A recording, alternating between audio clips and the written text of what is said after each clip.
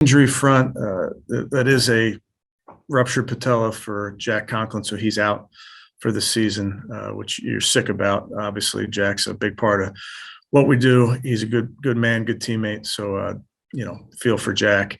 Harrison Bryant has a high ankle sprain, so we'll see what that means in the next couple weeks. Just recapping last night, really just disappointed ultimately not to come away with a victory. Hard fought game, really good opponent, and we just didn't do enough of the things you got to do on the road to win. And I think defensively, some really good moments, 4 takeaways. I think they averaged 3.9 a play, so they were playing really good football for a large majority of that game. And then offensively, we got to play complementary football. So when we get those takeaways, we got to turn them into points. We got to find a way to stay on the field. And then special teams has to do its part as well. So it's all connected. This week is a very big week for the football team. We're determined to get better, and we're going to use this week to get better. So get better is getting healthy, going for the fresh, recharging, and then also as coaches for us to pull this thing apart and find out ways that we can improve. And with that, I will take any questions. Thank you, Coach. First one will be from Tom Withers. Thanks, Rob. Thanks, Kevin. Hey, Kevin, short term, what is the plan to get this offense going? Yeah, I think that there's a bunch of different things, Tom, that we can do better. When we spend some time looking at it and pull it apart, the first thing we're going to say is, all right, what are we good at? Can we do that more? Can we do it? How can we add nuance to it? How can we add wrinkles to it? And then what are we not so good at? And can we get better at that? Can we do that play type, whatever it may be? And if the answer is yes, then we're going to spend some time finding ways to do it. And if the answer is that's just not who we are, then we're going to move on and look for something better. So I think that's just where this bye week can be a deep dive into really who we are. At first blush, Kevin, you spoke last night about getting guys open. Is it just a matter of guys not winning their fight, winning the battle up front, or what's the case there? Yeah, again, I'd say it's complicated. There are times where they did a nice job and they had us tighten coverage. There were times where we worked a route concept and a guy sprung free. So there's always going to be moments when you're one-on-one. And we talk about winning all of your one-on-ones across the field, whether it's a pass pro one-on-one, a route running one-on-one versus a DB. But then there's also ways that we can help to spring guys open versus man coverage in particular. Thanks. Thank you, Tom. Next up is Scott Patrick. Hey, Kevin, in light of the search for a spark on offense, have you considered turning over the play calling to Alex? Yeah, Scott, there's something that we talk about a lot of things every single week. I'm comfortable with the communication that goes on throughout the week. On game day, the offensive staff is outstanding, especially Bill and Alex throughout the game. So I'm comfortable with how we're doing it right now. We just have to be better. I have to be better. That's the truth. But we just have to find ways to stay on the field, get sevens when we get down there to the red zone. And with Jack, I assume surgery. Will Blake still be the starter? Yeah. Right? Yeah. Yes, on surgery, and then we'll work through all the roster type things over the next couple of weeks. And is there any timetable for Jack? Like, will he be back for training camp? I can't say right now. Okay, thank you. Thank you, Scott. We'll go to Darryl Ryder. Yeah, Kevin, I want to ask you about the run game last night. I know Baltimore came in. I think they were ranked second against the run. They were giving up less than 90 yards. You ran it 9 times in the first half with your top two backs, just to clear on that, and then 15 carries total for Chubb and Hunt. From the outside looking at it, it almost feels like you conceded that you needed to pass, that you weren't going to get a lot on the ground, and obviously you didn't get a lot on the ground last night. How difficult was that for you, and just what was your thought process when it came to using the run? Yeah, we knew the matchup was going to be difficult. Like you mentioned, Darryl, they're a good football team. We still have confidence in our run game. We have very high expectations in our run game, whatever we are, top 3 or whatever it is. But we really weren't very efficient last night. We can be better. I know we can be better. We will be better. But just ultimately, we didn't have enough opportunities to let our run game come through for us. And when it wasn't coming through, we pivoted at times to the pass game. And I saw last night you said that you're not considering any type of change at quarterback for injury or any other type of reason. I guess my question is then, over this time off, this bye week here, what can Baker do? What can you do with Baker, whatever, to help you guys win? Because when you look at the numbers over the last 5 to 7 starts of his, the efficiency just isn't there. So how do you get his play elevated for these final 5 games? Yeah, well, I think like he told you guys last week, he was feeling the best he had in a while. So I think that, coupled with this time off, I think he'll be feeling ready to go for Baltimore the next time. And then, it's our job as coaches, like we talked about, to dive into this thing and make sure we're putting Baker and all of our players in a position to succeed. Thanks, Daryl. We'll go to Mary Kay Cabot next. Yeah, Kevin, to follow up on that a little bit, I mean, you unequivocally answered that very quickly last night, when you were asked about hanging on to Baker and not making a switch during this bye week. So my question to you then is, why do you feel so strongly about sticking with him? And does that mean it's more of a systemic problem and there are so many other things going on, or what's the thinking behind that? Yeah, I think Baker's our starting quarterback. He's healthy and getting healthier. We just need to be better as an offense. I think Baker needs to play better. I have to coach better. We got to block better. We have to, run routes better. All of the above is true. We just have to be better, both individually and collectively. Do you run the risk in any way of, defensive guys getting impatient with the offense, not being able to score points when they're getting 4 interceptions or any division like that? Yeah, I think this team understands we win as a team, we lose as a team. That's just how we operate. Thank you. Thank you, Mary Kay. Our next question will be from Matt Fontana. Yeah, Kevin, just looking back on the game in the film, are you getting enough separation from the receivers and tight ends? It seemed like there were a lot of close, tight window throws that Baker had to make yesterday.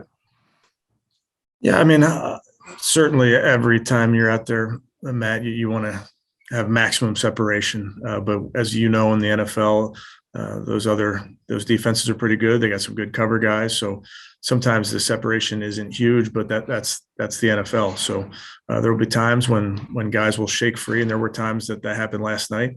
But in those other times, you got to make contested catches. That's the life in the NFL. And then when you think about Baker, it seemed like, again, he's just battling so many injuries. It seemed like yet again, he came out of that game pretty healthy. Just kind of his status update here after the game. Yeah, he's no worse for the wear. Thanks. Thanks, Matt. Nate Orr, go ahead. Hey, Kevin, with Kareem Hunt, I believe it was 23 snaps. Was he on a pitch count because he was coming off the calf injury? Yeah, I mean, I wouldn't say it was a pitch count, Nate, but we're trying to be intentional about how we used them and when we used them. Okay, and then you talked about him not being on the field for the final possession last night and said his leg had tightened. Was that his calf that he's coming back from? It was, but he'll be okay. He's fine. So it's not like you re-injured it? No. Thank you. Appreciate it, Nate. Ashley Bastock, you're up.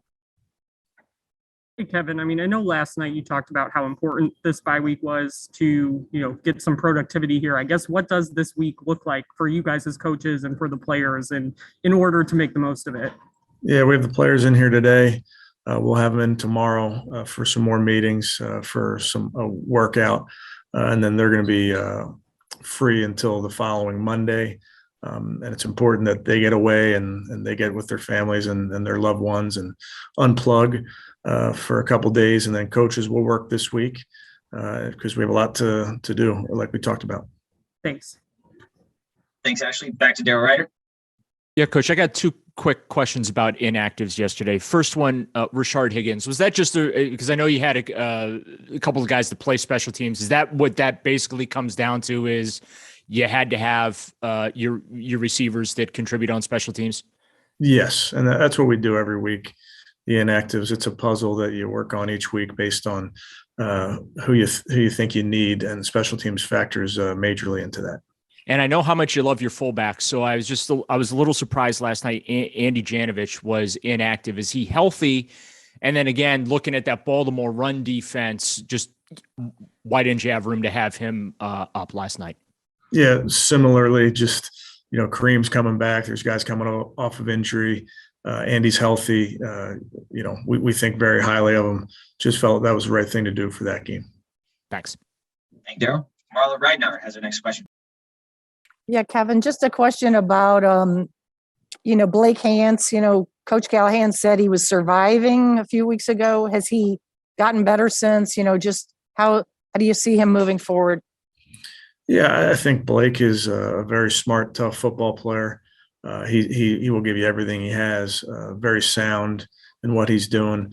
There's some tough matchups on the perimeter, or on the edge, I should say, when you're facing some of these teams. So he battled like he always does. And one quick thing, just about the 3 tight ends without a Harrison. Will that cause you to scrap that or whatever? Yeah, I think we gotta look at that, Marla. 13 personnel is a big part of what we do because of those 3 guys. So without Harrison, definitely we need to pivot, and remains to be seen exactly which direction we go. Thank you. Thank you, Marla. To Tom Withers. Thanks, Rob. Kevin, you kind of alluded to this earlier, but you guys have seen plenty of heavy set stacked fronts before. Why was it so tough last night? Yeah, they did a nice job.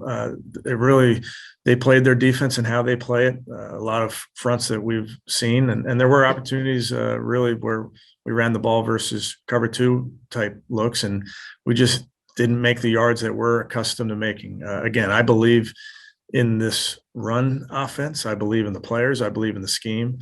We have very high expectations for ourselves.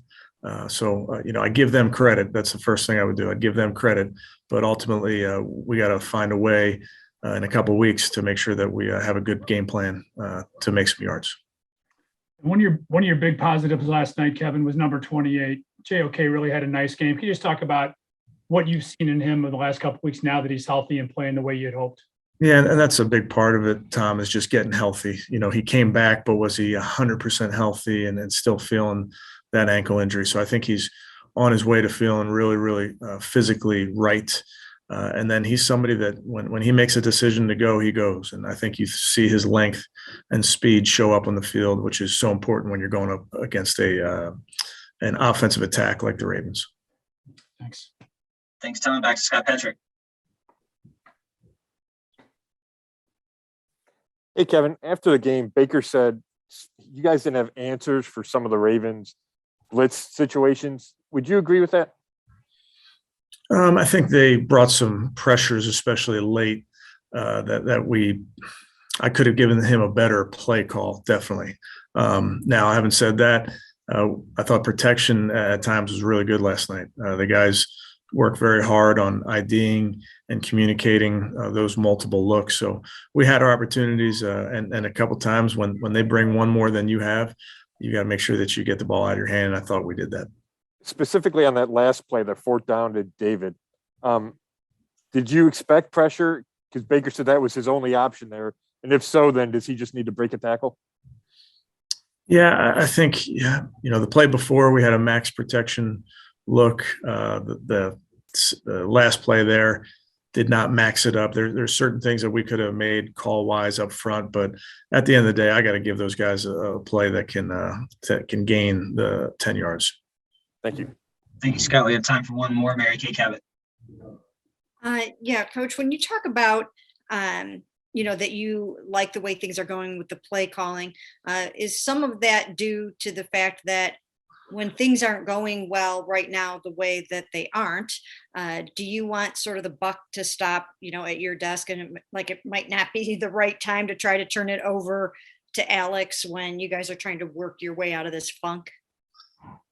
I don't know if I would just tell you, Mary Kay, yes, the buck does stop with me. I mean, I'm responsible for everything that goes on, offense, defense, special teams. So ultimately, it's my responsibility, whatever's happening out there on the field. So that's why we're going to work real hard this week with the coaches and make sure that we are giving our guys the best chance moving forward.